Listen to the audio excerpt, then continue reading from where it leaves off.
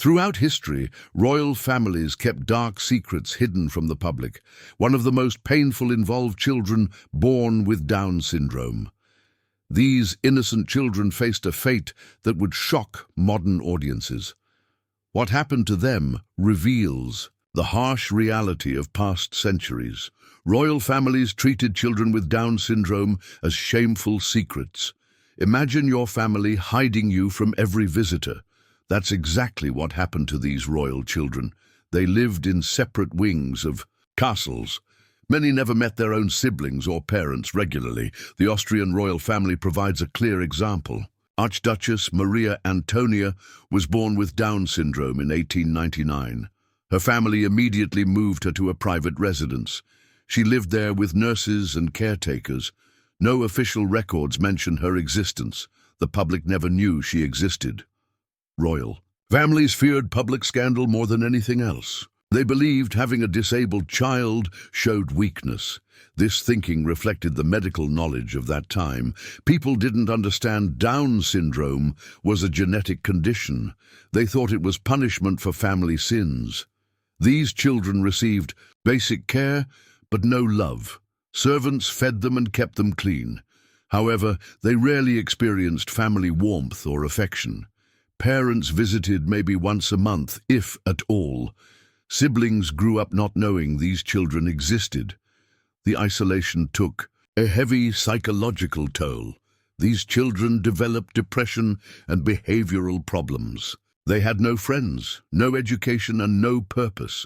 Their days consisted of sitting alone in empty rooms. Some developed severe mental health issues from neglect. Photography was forbidden in their presence. Artists couldn't paint their portraits. Royal genealogy books omitted their names completely. Official family trees pretended they never existed. This systematic erasure was heartbreaking and cruel. The Catholic Church sometimes provided the only outside contact. Priests visited to perform religious ceremonies. However, even these visits were kept secret. The church records were often destroyed. Later, living conditions varied between families and countries. Some provided comfortable rooms with good food. Others offered only basic shelter and meals. None provided the love these children desperately needed. Can you imagine growing up completely invisible to the world? Medical ignorance in past centuries made life worse for these children. Think about visiting a doctor who doesn't understand your condition. Royal physicians had no knowledge about Down syndrome. They couldn't explain why these children looked different. This lack of understanding led to harmful treatments. Dr. John Langdon Down first described the condition in 1866. Before that, people called it Mongolian idiocy. This racist term reflected the ignorance of the time. Doctors thought these children belonged to a different race. They had no understanding of chromosomal differences. Royal doctors tried many useless treatments. They gave children mercury, thinking it would cure them. Some used bloodletting to balance their humors. Others prescribed dangerous herbal mixtures. These treatments often made the children sicker. The lack of proper nutrition affected their development. Royal physicians didn't know these children needed special diets. They often developed additional health problems. Heart conditions went untreated because doctors didn't recognize them. Many died young from preventable complications. Educational approaches didn't exist for these children. Teachers refused to work with them. Royal tutors considered them unteachable. This meant they never learned basic skills. They couldn't read, write, or do simple mathematics. Physical therapy was unknown during most historical periods. These children often had muscle weakness and coordination problems. Without proper exercise and therapy, their conditions worsened. They became less mobile as they grew older. Speech therapy also didn't exist until modern times. Many of these children had communication difficulties. Their families couldn't understand their needs or wants. This created additional frustration and behavioral problems. Some royal families consulted religious leaders instead of doctors. They believed prayer and holy water could cure the condition. This delayed any real medical help. Children suffered while families pursued religious solutions. The concept of early intervention was completely unknown. Modern research shows how important early childhood development is. These historical children missed all those critical opportunities. Their potential was never realized or explored. What medical advances today would have changed their lives completely? Many royal children with Down syndrome ended up in terrible institutions. Picture being locked away in a building with strangers forever. That's what happened to countless royal children. Families sent them to monasteries, asylums, or special facilities.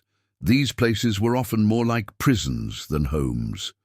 The Bowes-Lyon family story illustrates this tragedy perfectly. Nerissa and Catherine Bowes-Lyon were cousins of Queen Elizabeth II. Both had learning disabilities, possibly including Down syndrome. Their family committed them to a mental institution in 1941. They were listed as dead in official records. These institutions prioritized control over care. Children lived in overcrowded rooms with poor sanitation. They received minimal food and medical attention. Staff members often lacked proper training or compassion. Physical punishment was common for minor misbehavior. Daily life in these places was harsh and regimented. Children woke at dawn for basic meals. They spent long hours sitting in empty rooms. Exercise and recreation were rare or non-existent. Bedtime came early, with lights out strictly enforced. Abuse was widespread and rarely reported. Staff members hit children for crying or making noise. Sexual abuse occurred frequently without any consequences. No one investigated complaints or protected these vulnerable children. Their royal connections couldn't help them anymore. Families rarely visited once children were institutionalized. Parents felt relieved to have the problem handled elsewhere. Siblings forgot these children existed after a few years. Christmas cards and birthday presents never arrived. Medical care in institutions was practically non-existent. Sick children received no treatment beyond basic first aid. Mental health support was completely unavailable. Many died from treatable conditions that proper hospitals could have cured. Educational programs didn't exist in most institutions. Children never learned to read or write. They couldn't develop job skills or independence. Their days passed without purpose or mental stimulation. This led to further psychological deterioration over time. Some institutions operated more like businesses than care facilities. They received payment for housing these children. However, they spent minimal money on actual care. Profits went to administrators while children suffered. How different would their lives have been with today's disability rights? Slowly, royal attitudes toward children with Down syndrome began changing. Imagine being the first family to publicly acknowledge their disabled child.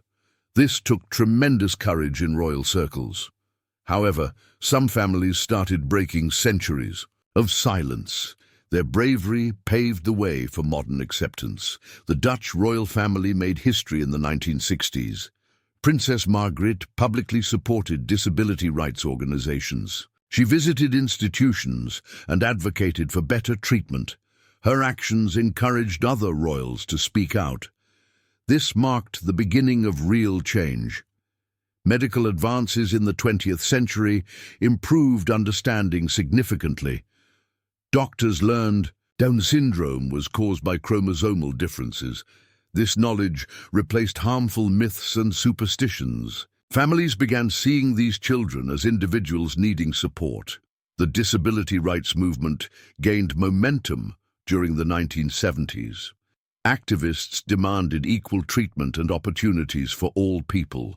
Royal families couldn't ignore these social changes anymore. Public opinion was shifting toward inclusion and acceptance. Modern royal families handle these situations very differently today. They provide proper medical care and educational support. Children with disabilities attend special schools and receive therapy. Some even participate in public events occasionally. The Swedish royal family exemplifies this new approach. They openly discuss disability issues and support related charities. Their involvement helps reduce stigma throughout society. This creates better opportunities for all disabled children. Legal changes forced better treatment of disabled individuals. Laws required institutions to meet higher care standards. Educational rights became protected by government regulations. These children finally had legal advocates fighting for them. Today's medical understanding offers hope these historical children never had. Early intervention programs help children reach their potential. Speech therapy, physical therapy, and special education make huge differences. Many people with Down syndrome live independent, fulfilling lives. Public awareness campaigns have changed social attitudes dramatically. People understand Down syndrome better than ever before. Discrimination still exists, but is no longer socially acceptable. These children can now live with dignity and respect.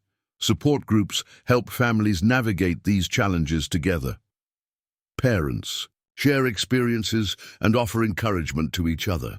This community support was completely unavailable in past centuries.